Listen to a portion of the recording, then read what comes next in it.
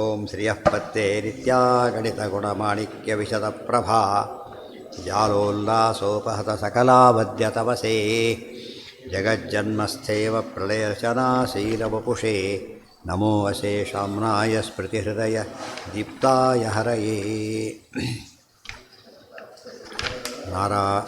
ನ ಶಬ್ದಾಬ್ಧೌ ಗಾಢಾ ನ ಚ ನಿಗಮಚರ್ಚಾಸು ಚತುರಾ ನ ಚ ನ್ಯಾಯೇ ಪ್ರೌಢಾ ನ ಚ ವಿದಿತವೇದ್ಯಾ ಅಪಿ ವಯಂ ಪರಂ ಶ್ರೀಮತ್ಪೂರ್ಣಪ್ರಮತಿಗುರುಕಾರುಣ್ಯಸರಣಿಂ ಪ್ರಪನ್ನಾಃ ಮಾನ್ಯಾಃ ಸ್ಮಃ ಕಿಮಪಿ ಚ ವದಂತೋಪಿ ಮಹತಾಂ ನಾರಾಯಣಂ ನಿಖಿಲಪೂರ್ಣಗುಣೈಕದೇಹಂ ನಿರ್ದೋಷಮಾಪ್ಯತಮಮಪ್ಯಖಿಲೈಃ ಸುವಾಕ್ಯೈಃ ಅಸ್ಯೋದ್ಭವಾದಿದಮಶೇಷವಿಶೇಷತೋಪಿ ವಂದ್ಯಂ ಸದಾ ಪ್ರಿಯತಮಂ ಮಮ ಸನ್ನಮಾಮಿ.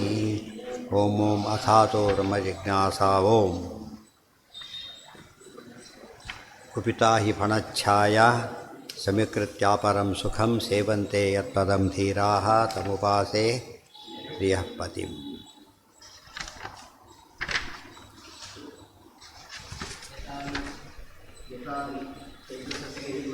ಇದು ಮುಗಿತಲ್ಲ, ನಿನ್ನೆ ಅಧಿಕರಣ ಮುಗಿತಲ್ಲ ಅದ.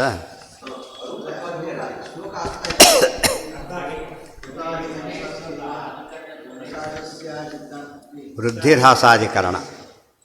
ಈಗ ಒಂದು ಭಾಗ ಉಳಿದಿತ್ತು. ಯಥಾ ಹಿ ತೈಜಸಸ್ಯೈವ ಪ್ರಕಾಶಸ್ಯ ಅರ್ಥಾಯ್ತಾ ಉಜ್ಜಿಲತಾವಪಿ ಆತ್ಮೈವ ಜ್ಯೋತಿರಿತ್ಯಾಹ ಜೀವಶೇಷಂ ಶ್ರುತಿಸ್ತಥಾ. ಏನು ಅರ್ಥ ಆಗಬೇಕಾಗಿತ್ತು ಹೇಳಿ, ಎಲ್ಲಿ ಬಂದಿತ್ತು ನೆನಪಿದೆಯಾ? ಯಾವ ವಿಷಯ ಹೇಳಬೇಕಾಗಿತ್ತು ಅವ್ರೀಗ?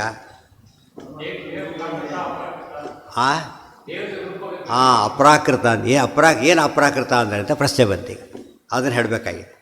ಅಪ್ರಾಕೃತ ಅಂತ ಉಪಯೋಗಿಸ್ತೇವೆ ಇಲ್ಲೋ? ಅಪ್ರಾಕೃತ ಜ್ಞಾನ, ಅಪ್ರಾಕೃತ ಆನಂದ ಹಾಗೆಲ್ಲ ಕರಿತೇವೆ. ಆ ಅರ್ಥದಲ್ಲಿ ದೇವರು ಅಪ್ರಾಕೃತ ಅದೇನು ಏನೋ ಹೇಳೋದಕ್ಕೋ ಏನೋ ಹೇಳಿದ್ರು ಅಷ್ಟೇ, ನಮ್ಗೆ ಗೊತ್ತಿಲ್ಲದ್ದು ಹೇಳಿದ್ರು ಅಷ್ಟೇ. ನೀವೀಗ ನಮಗೆ ಗೊತ್ತಾಗಬೇಕು ಅಂದರೆ ದೃಷ್ಟಾಂತ ಕೊಡ್ತಾರೆ. ಅದಕ್ಕೆ ನೋಡಿ, ಯಾಚ ರೂಪವತ್ವ ಶ್ರುತೀನಾಂ ವೈಯರ್ಥ್ಯಂಚ ದುಷ್ಪರಿಹಾರಂ. ಯಾಕೆ ನಮಗೆ ಅಪ್ರಾಕೃತ ನಾವು ಕೇಳೇ ಇಲ್ಲ ಕಂಡೇ ಇಲ್ಲ ಅಂದಮೇಲೆ ಅದನ್ನು ಹೇಳಿ ಉಪಯೋಗ ಏನೋ ನಿಮಗೆ ಅಂತ ಕೇಳಿದರು. ಅದಕ್ಕೆ ಹೇಳ್ತಾರೆ, ಹೇಳ್ತೀವಿ ಅಂತಾರೆ. ಯಥಾ ಹಿ ತೈಜಸಸ್ಯೈವ ಪ್ರಕಾಶ ಉಜ್ಜಿತರ್ತಾಮಪಿ ಆತ್ಮೈವ ಜ್ಯೋತಿರಿತ್ಯಾಹ ಜೀವಶೇಷಂ ಶ್ರುತಿಸ್ತತ. ತಪ್ಪುಂಟಾಗಿದೆ ಅದು. ಇನ್ನೊಂದು ಪುಸ್ತಕ ಇದೆ ಅಲ್ಲಿ ಕೊಡಿ. ಈ ಪುಸ್ತಕ ಇರಬಾರ್ದು, ಈ ಪುಸ್ತಕ ಇದ್ರೆ ಪಂಜಿತ ಆಗುತ್ತೆ. ಅದಲ್ಲ, ಅದು ನೆಕ್ಸ್ಟ್ ಅಲ್ಲ, ಮೊದಲೇ ಎಲ್ಲ ತಪ್ಪಿದೆ.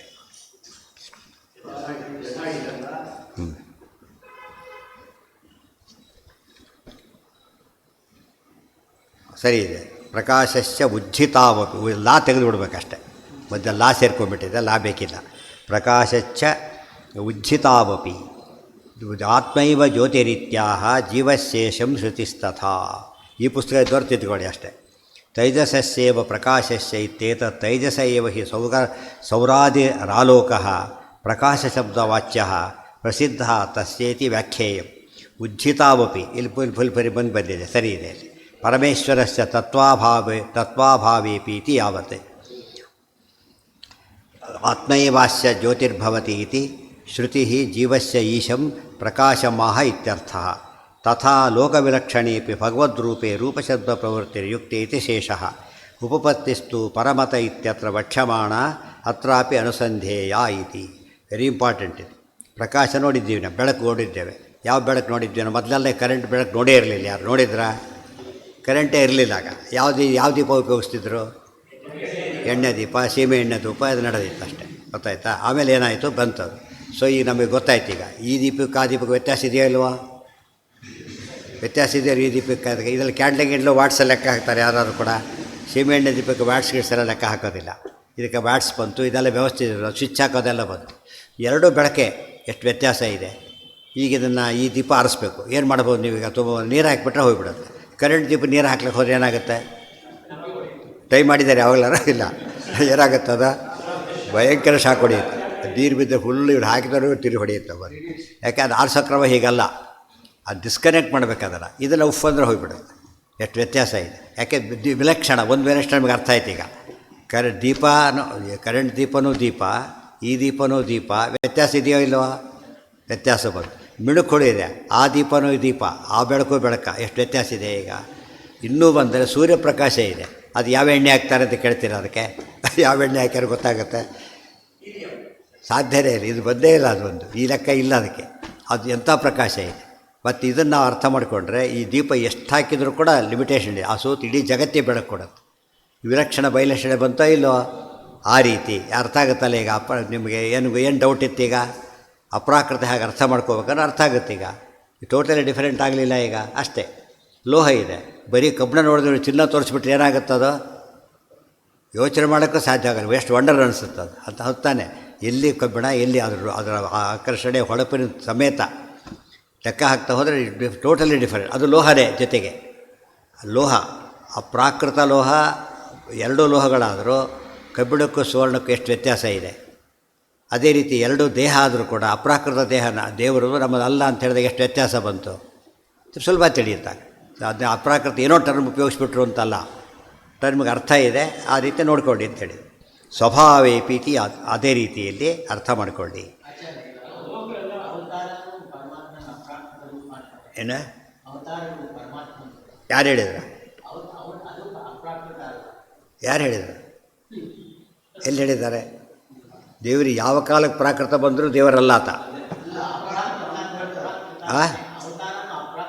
ಹೌದು, ಅಪ್ರಾಕೃತ 100% ಅಪ್ರಾಕೃತ. ಮೂಲ ರೂಪಕ್ಕೆ ಅದಕ್ಕೆ ಏನೇನೂ ವ್ಯತ್ಯಾಸ ಇಲ್ಲ. ಅಲ್ಲೇ ತಪ್ಪು ತಿಳ್ಕೊಡೋದು ಅವರು. ಈ ರೂಪ ಆ ರೂಪ ತಿಳ್ಕೊಬಿಟ್ಟು ಮೋಸ ಹೋಗಿಬಿಡ್ತಾರೆ. ಇವತ್ತು ಎಷ್ಟೋ ಸರ್ತಿ ಏನು ಮಾಡ್ತಾರೆ, ಪ್ಯೂರ್ ಸುವರ್ಣನ ಹಿತ್ತಾಳೆ ಅಂತ ತಿಳ್ಕೊತಾರಲ್ಲ, ಹಾಗೆ ಅರ್ಥ ಆಯ್ತಾ? ಲಾಸ್ ಆಗುತ್ತೆ ಅದರಿಂದ. ಪ್ಯೂರ್ ಸಿಲ್ವರ್, ಪ್ಯೂರ್ ಗೋಲ್ಡ್ ಅದು ಏನು ತಿಳ್ಕೊಂಡವರು? ಹಿತ್ತಾಳೆ ಅಂತ ತಿಳ್ಕೊಂಬಿಟ್ಟು ಹಿತ್ತಾಳೆನ ಗೋಲ್ಡ್ ಅಂತ ತಿಳ್ಕೊಂಡ. ಅದು ಉಲ್ಟಾ ಪಲ್ಟಾ.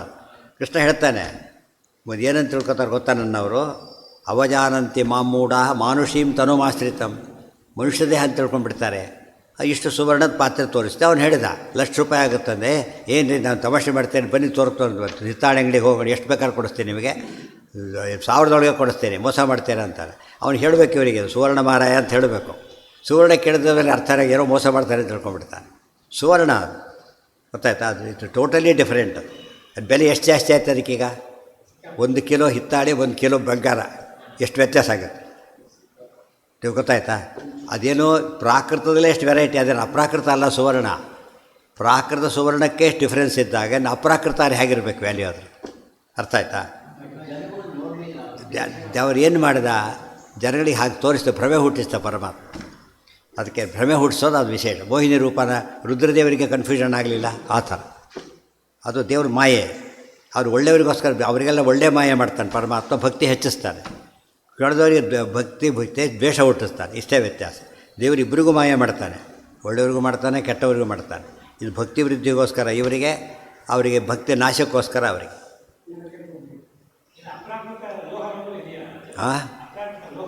ಅಪ್ರಾಕೃತ ಲೋಹ ಮೇಲೆ ಅಪ್ರಾಕೃತ ಆಗೋ ಚಾನ್ಸೇ ಇಲ್ಲ. ಯಾಕೆ? ಪ್ರಾಕೃತ ಅಪ್ರಾಕೃತ ಆಗುತ್ತೆ, ಇಲ್ಲಕ್ಕೆ ಸಾಧ್ಯ ಇಲ್ಲ. ಆತ್ಮೈವ ಜ್ಯೋತಿರೀತ್ಯಾಹ ಯಥಾ ಲೋಕವಿಲಕ್ಷಣೇಪಿ ಭಗವದ್ರೂಪೇ ರೂಪಶಬ್ದ ಪ್ರವೃತ್ತಿರ್ಯುಕ್ತ ಇತಿ ಶೇಷ. ನೋಡಿ, ಲೋಕವಿಲಕ್ಷಣ ಆದರೂ ಕರಿಬೇಕಾದ್ರೆ ಏನಂತ ರೂಪ ಅಂತ ಕರೆದು ಬಿಡ್ತಾರೆ ಅಷ್ಟೇ. ಲೋಕವಿಲಕ್ಷಣವಾದರೂ ಕೂಡ ರೂಪ ಹೇಗಾನೋ ಹಾಗೆ. ಉಪಪತ್ತಿಸ್ತು ಪರಮತ ಮುಂದೆ ಬರುತ್ತೆ, ಅಲ್ಲಿ ಹೇಳ್ತಾರೆ ಅಂತ ಹೇಳ್ತಾರೆ. ನಾನು ಏತದಧಿಕರಣಂ ಅತಏವ ಚ ಉಪಮಾ ಇತಿ ಸೂತ್ರಾತ್ ಪೂರ್ವಂ ತತ್ ಕಥಂ ಪಶ್ಚಾದ್ವ್ಯಾಖ್ಯಾತ ಮುಚ್ಯತೆ. ಇಲ್ಲೊಂದು ಪ್ರಾಬ್ಲಮ್ ಇದು. ಈ ಅಧಿಕರಣ ಮೊದಲು ಬಂದು ಆಮೇಲೆ ಬಂದಿದೆ. ಆಚಾರ ವ್ಯಾಖ್ಯಾನ ಮಾಡೋಕ್ಕಾದ್ರೆ ಉಲ್ಟಪಲ್ಟ ಮಾಡಿಬಿಟ್ಟಿದ್ದಾರೆ. ಯಾತಕ್ಕೆ ಮಾಡಿದರು? ನಮ್ಮ ಜನ ಅವನು ಪಾಠಾಂತರ ಇತ್ತು, ಆ ಒಂದು ಪಾಠ ಇತ್ತು ಅಂತ ತಲೆ ಕೆಡಿಸಿಬಿಡ್ತಾರೆ. ಅಲ್ಲ, ಅರ್ಥ ಮಾಡೋ ಅನುಕೂಲವಾಗಲಿ ಅಂತ ಆಚಾರ್ಯ ಏನು ಮಾಡಿದರು? ಕ್ರಮ ವ್ಯತ್ಯಾಸ ಮಾಡಿದರು ಅಷ್ಟೇ ಹೊರತು ಅಲ್ಲಿ ಯಾಕೆ ಅಲ್ಲಿ ಬರೆದಾಗಿದೆ, ಆಚಾರ್ಯ ಬರೆದಾಗಿದೆ. ಯಾವುದರಲ್ಲಿ? ಭಾಷ್ಯದಲ್ಲಿ, ನ್ಯಾಯವಿರಣದಲ್ಲಿ ಹಾಗೆ ಬರೆದುಬಿಟ್ಟಿದ್ದಾರೆ ಆಗಲೇ. ಇಲ್ಲಿ ಅರ್ಥ ಮಾಡ್ಕೊಳ್ಳೋ ಸೌಕರ್ಯಕ್ಕೋಸ್ಕರ ಏನು ಮಾಡ್ತಾರೆ? ಸರ್ ಪಾಠ ಹೇಳ್ಬೇಕಾ, ಫಲಾಧ್ಯಾಯ ಮೊದಲು ಹೇಳಿ ಪಾಠ ಹೇಳೋದಿಲ್ಲ ಅಷ್ಟೇ. ಫಲಾಧ್ಯಾಯನ ಮೊದಲು ಬರೋದು ಅಂತ ವಾದ ಮಾಡಬಾರ್ದು. ಅದಕ್ಕೆ ಶ್ರೋತೃಗಳಿಗೆ ಸ್ವಲ್ಪ ಸುಲಭವಾಗಲಿ, ಕಷ್ಟ ಆಗಬಾರ್ದು ಅಂಥೇಳಿ, ಆಸಕ್ತಿ ಹುಟ್ಟಲಿ ಅಂಥೇಳಿ ಕೆಲವು ಕ್ರಮ ವ್ಯತ್ಯಾಸ ಮಾಡ್ತಾರೆ. ಆ ಕ್ರಮ ವ್ಯತ್ಯಾಸದ ಉದ್ದೇಶ ಇವರಿಗೆ ಅಧ್ಯಯನ ಸೌಕರ್ಯಕ್ಕೆ ಹೊರತು ಪಾಠ ವ್ಯತ್ಯಾಸ ಮಾಡಲಿಕ್ಕಲ್ಲ. ನಾನು ಏತದಧಿಕರಣ ಅತಯವ ಚೋಪಯಿತು ತತ್ ಕಥಂ ಉಚ್ಯತೆ ಅತಯವ ಚೈತಿ ಸೂತ್ರಂ ನ ಸ್ಥಾನತೋಪಿತ್ಯಧಿಕರಣೇನ ಸಂಗತಮಿತಿ ಜ್ಞಾಪನಾಯ ಕ್ರಮಭೇದ. ಅದಕ್ಕೆ ಕ್ರಮಭೇದ ಏನು ಮಾಡಿದ್ದಾರೆ? ಅತಯವ ಚ ಸೂತ್ರಂ ನ ಸ್ಥಾನತೋಪಿತ್ಯಧಿಕರಣೇನ ಸಂಗತಮಿತಿ ಜ್ಞಾಪನಾಯ ಕ್ರಮಭೇದ ತತ್ ಸಿದ್ಧಮರ್ಥಂ ಉಪಜೀವ್ಯ ಪೂರ್ವಪಕ್ಷ ಉತ್ಥಾನ. ಈ ಪೂರ್ವಪಕ್ಷ ಸರಿಯಾಗಿ ಅರ್ಥ ಆಗೋದು, ಸಿದ್ಧಾಂತ ಅರ್ಥ ಆಗೋದು ಈ ಕ್ರಮದಲ್ಲಿ ವಿವೇಚನೆ ಮಾಡಿದಾಗ. ಸೂತ್ರದಲ್ಲಿ ಒಂದು ಕ್ರಮ ಇರುತ್ತೆ, ಓದ್ಕೊತ ಹೋಗ್ತಾರೆ. ಅನುವ್ಯಾಖ್ಯಾನದಲ್ಲಿ ಅದು ಅರ್ಥ ಮಾಡ್ಸೋಕ್ಕೆ ಹೊರಟಿರೋದ್ರಿಂದ ಸುಲಭ ಗ್ರಾಹ್ಯವಾಗಲಿ ಅಂಥೇಳಿ ಈ ರೀತಿ ಮಾಡಿದ್ದಾರೆ. ತಥಾಚ ಭಾಷ್ಯಂ ಯಸ್ಮಾದೇವಂ, ಭಾಷ್ಯದಲ್ಲಿ ಹಾಗೇ ಇದೆ, ಇಲ್ಲಿ ಹೀಗಿದೆ.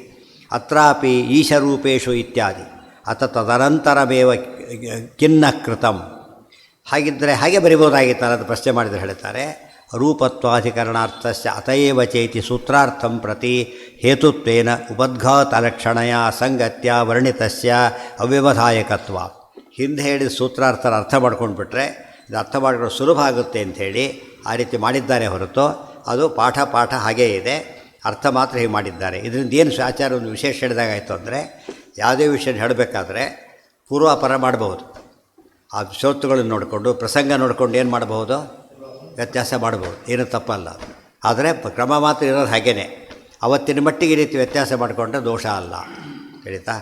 ಈಗ ಶ್ರೋತೃಗಳ ಪ್ರಸಂಗ ಅದೆಲ್ಲ ನೋಡ್ಕೊಂಡು ಕೆಲವು ತೀರ್ಮಾನ ಮಾಡಬೇಕಾಗುತ್ತೆ. ಈ ಕೀಫ್ ಲೆಫ್ಟ್ ಅಂತಲೇ ಇರೋದು, ಕೆಲಸ ಎಲ್ಲ ಕಡೆಯಿಂದ ಬಿಟ್ಬಿಡ್ತಾರೆ ವೆಹಿಕಲ್ನ. ಯಾತಕ್ಕೆ?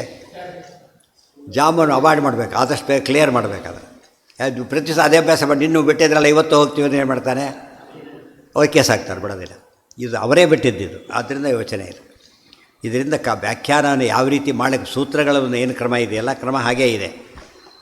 ಇನ್ನೂ ಭಾರಿ ವಿಶೇಷ ಇದೆ. ಆ ಸೂತ್ರದ ಅರ್ಥವನ್ನು ಹೇಳಿರ್ತಾರೆ ಇಲ್ಲಿ. ಆ ಸೂತ್ರ ಇಲ್ಲಿ ಬಂದಿದ್ದಕ್ಕೆ ಆ ಅರ್ಥ ಸೂತ್ರಕ್ಕೆ, ಅದೇ ಸೂತ್ರ ಬೇರೆ ಕಡೆ ಉಪಯೋಗಿಸ್ಬೋದು ನಾವು, ಅದೇ ಸೂತ್ರನ, ಗೊತ್ತಾಯ್ತಾ. ಆ ಸೂತ್ರ ಉಪಯೋಗಿಸಿದಾಗ ಬೇರೆ ಅರ್ಥ ಬರೋ ರೀತಿ ಹೊಂದುತ್ತೆ ಅದಕ್ಕೆ. ಇದಕ್ಕೆ ಉಪಯೋಗಿಸೋದಾದರೆ ನಿಮ್ಮನೆ ಮಾತ್ರ ಸ್ಕ್ರೂ ಮಾಡಿಕೊಟ್ರೆ ಉಳಿದು ಉಪಯೋಗ. ಹಾಫ್ ಇಂಚ್ ಸ್ಕ್ರೂ ಅಂದರೆ ಏನರ್ಥ? ಹಾಫ್ ಇಂಚ್ ಎಲ್ಲೇ ಇದ್ದರೂ ಅದು ಅಡ್ಜಸ್ಟ್ ಆಗಬೇಕು. ಯಾರ ಮನೆ ಬೇಕಾದ್ರೂ ಆಗ್ಬೋದು. ಇಂಜಿನಿಯರ್ ಮನೆಯಿಂದ ಹಿಡಿದು ಬಿಲ್ಡರ್ ಮನೆಯಿಂದ ಹಿಡಿದು ಒಬ್ಬ ಕೆಲಸದವ್ರ ಮನೆಯವರೆಗೂ ಅಪ್ಲೈ ಆಗಬೇಕು. ಅದಕ್ಕೆ ಫಾರ್ಮುಲಾ ಅಂತ ಕರೀತಾರೆ. ಇಲ್ಲಿ ಏನಾಗುತ್ತೆ, ಒಬ್ಬೊಬ್ಬರು ಸ್ಕ್ರೂ ಮಾಡ್ತಾ ಕೂತ್ಕೊಂಡ್ರೆ ಏನಾಗುತ್ತೆ ಅಲ್ಲಿಗೆ. ಅದಕ್ಕೆ ಅವ್ರು ಡಿಸೈನ್ ಹೇಗೆ ಮಾಡ್ತಾರೆ, ಹೋಲ್ಡರ್ ಮಾಡಿರ್ತಾರೆ. ಹೋಲ್ಡರ್ ಹೇಗೆ ಮಾಡಿರ್ತಾರೆ ಅದನ್ನು, ಯಾವ ಬಲ್ಪ್ ಹಾಕಿದ್ರು ಕೂಡ ಆಗಬೇಕು, ಸೂಟ್ ಆಗಬೇಕು ಅದಕ್ಕೆ. ಅರ್ಥ ಆಯ್ತಾ? ಇಲ್ಲದವ್ರು ಏನಾಗುತ್ತೆ, ಪ್ರತಿಯೊಂದು ಹೋಲ್ಡರ್ ಸಮೇತ ಕೊಂಡ್ಕೋಬೇಕಾಗತ್ತೆ. ವೈರಸ್ ಚೇಂಜ್ ಮಾಡೋದಕ್ಕೆ ವೈರಸ್ ಸಮೇತ ಕೂತ್ಕೊಂಡ್ರೆ ಎದ್ದು ಆಗಬೇಕು, ಕೆಲಸ ಆಗೋದು ಯಾವಾಗ, ಸಾಧ್ಯವೇ ಇಲ್ಲ. ಸೂತ್ರ ಫಾರ್ಮುಲಾ ಅದು ನಮಗೆ ಎಲ್ಲೆಲ್ಲ ಅಪ್ಲಿಕಬಲ್. ಮ್ಯಾಥಮೆಟಿಕ್ಸ್ ಒಂದು ಬರುತ್ತೆ. ಈಗ ಎಷ್ಟು ಪ್ರಶ್ನೆ ಉಪಯೋಗಿಸ್ತೇವೆ ನಾವು ಅದನ್ನು, ಮೈನಸ್ ಮಾಡೋಕ್ಕೂ ಉಪಯೋಗಿಸ್ತೇವೆ, ಪ್ಲಸ್ ಮಾಡೋಕ್ಕೂ ಉಪಯೋಗಿಸ್ತೇವೆ, ಇಂಟುಗೂ ಉಪಯೋಗಿಸ್ತೇವೆ, ಇದಕ್ಕೂ ಉಪಯೋಗಿಸ್ತೇವೆ. ಪ್ರಸಂಗ ನೋಡಿಕೊಂಡು ಅದಕ್ಕೆ ಸೂತ್ರ ಅಂತ ಕರೆಯೋದು. ಅದು ಟೀಕಾರರು ಏನು ಮಾಡಿದ್ದಾರೆ, ಅದನ್ನೆಲ್ಲ ತತ್ವಸಂಖ್ಯಾನದಲ್ಲಿ ಸೂತ್ರ ಉಪಯೋಗಿಸಿದ್ದಾರೆ. ಆ್ಯಕ್ಚುಲಿ ಇಲ್ಲಿ ಓದಿದಾಗ ಅಲ್ಲಿಲ್ಲ ಸೂತ್ರಗಳು, ಬೇರೆ ಕಡೆಯ ಸೂತ್ರ ಇರೋದವರು. ಅವ್ರು ಏನು ಮಾಡಿದ್ರು, ಅಲ್ಲಿ ಅರ್ಥ ಆಗ್ಲಿಕ್ಕೆ ಅಲ್ಲೇ ಉಪಯೋಗಿಸ್ಬಿಟ್ರದು. ಯಾವ್ದು ನೆನಪಿದೆ ಯಾವುದು ಅಂತ ಹೇಳಿ, ಅನವಸ್ಥಿತೇರ ಸಂಭವಾಚನೆ ತರಹ. ಈ ಮೂಲದಲ್ಲಿ ಬರೋ ಪ್ರಸಂಗನೇ ಬೇರೆ ಅಧ್ಯಾಯದಲ್ಲಿ, ಆ ಟೀಕಾರ ಉಪಯೋಗಿಸಿರೋ ಪ್ರಸಂಗನೇ ಬೇರೆ. ಅದು ಸೂತ್ರದ ಅರ್ಥ ಇದೆ ಅಂತ ಅರ್ಥ. ಈ ಅರ್ಥನೂ ಸೂತ್ರದಲ್ಲಿರೋದ್ರಿಂದ ಉಪಯೋಗಿಸಿ ಅಂತ ತಾತ್ಪರ್ಯ. ಹೇತುತ್ವಮಪಿ ಅಥ ತದನಂತರಮೇವ ಕೃತ್ಯಂ ಹೇತುತ್ವಮಪಿ ಪ್ರಪಂಚಯಿತು ಆಚಾರ್ಯೇಣ ಸ ಚ ಅಪ್ರಾಕೃತರೂಪತ್ವಾತಿಥಿ ಶಬ್ದೋ ನಿಬದ್ಧ ಕಾಲತ್ರಯೇಪಿ ಅಶರೀರಾತ್ ಪರಮಾತ್ಮನೋ ಜೀವಸ್ಯ ಅತ್ಯಂತ ಭೇದ ಏವ ಹಿ ಉಪಪನ್ನ ಇತಿ. ಇಷ್ಟೆಲ್ಲ ಹೇಳಿದ ಮೇಲೆ ಪರಮಾತ್ಮನ ವ್ಯತ್ಯಾಸ ಗೊತ್ತಾಗ್ತಾ ಹೋದಂತೆ ಆ ಥರ ಶರೀರ ಗುಣ ಒಂದೊಂದು ಕೂಡ ಏನವು ಟೋಟಲಿ ಡಿಫ್ರೆಂಟ್. ಗೊತ್ತಾಯ್ತಾ? ಹಿತ್ತಾಡಿ ಎಷ್ಟೇ ತೊಡಿರಿ ನೀವು, ಎಷ್ಟೇ ಹೊಳಪಂದರೂ ಸುವರ್ಣ ಎಷ್ಟು ಹಳೆಯ ಸುವರ್ಣದ ಮ್ಯಾಚ್ ಆಗಲಿಕ್ಕೆ ಬರಲ್ಲ ಅದು. ಮತ್ತು ಎಷ್ಟು ಕೊಳಕಾದ ಸುವರ್ಣದ ತೇಜಸ್ಸು ಕೂಡ ಇದನ್ನು ತೊಳೆದ ಹಿತ್ತಾಳೆ ಬರಲ್ಲ. ಯಾಕೆ? ಅದು ಸಹಜವಾದದ್ದು. ಅದು ಸ್ವಲ್ಪ ಮುಚ್ಚರಿದ್ರೆ ಸರಿ ಹೋಗ್ಬಿಡೋದು. ಮತ್ತು ಎಷ್ಟೇ ಕೊಳಕಾದರೂ ಅದು ದೋಷ ಇಲ್ಲ, ಅಷ್ಟು ಮತ್ತೆ ಸಾಮರ್ಥ್ಯ ಇದೆ ಸುವರ್ಣಕ್ಕೆ. ಅದು ಈ ಸಾಮರ್ಥ್ಯ ಇದಕ್ಕಿಲ್ಲ. ಇದು ಕಿಲುಬುತ್ತೆ, ಸುವರ್ಣ ಕಿಲುಬುತ್ತಾ? ಇದನ್ನು ಹಾಕಿರಿ ಇದಕ್ಕೆ ಕಿಲುಬು ಹೋಗಿಬಿಡುತ್ತೆ. ಹಿತ್ತಾಳೆ ಪಾತ್ರೆಲ್ಲ ಕಿಲುಬು ಬಂದುಬಿಡುತ್ತೆ. ಸುವರ್ಣ ಕಿಲುಬು ಬರುತ್ತಾ? ಯಾವ ದೋಷವೂ ಬರಲ್ಲ, ನಿರ್ದೋಷ. ಅದಕ್ಕೆ ದೇವರ ದೇಹಕ್ಕೇನಿಲ್ಲ, ನಿರ್ದೋಷ. ಯಾವತ್ತು ಪ್ರಾಕೃತ ದೇಹಕ್ಕೆ ಯಾವ ದೋಷಗಳು ಸಂಭಾವ್ಯನೋ ಅದು ಅಪ್ರಾಕೃತಕ್ಕೆ ಬರೋದಿಲ್ಲ. ಅದು ಹುಟ್ಟು ಸಾವು ಬೆಳವಣಿಗೆ ಏನೂ ಇಲ್ಲ ಅದರೊಳಗೆ.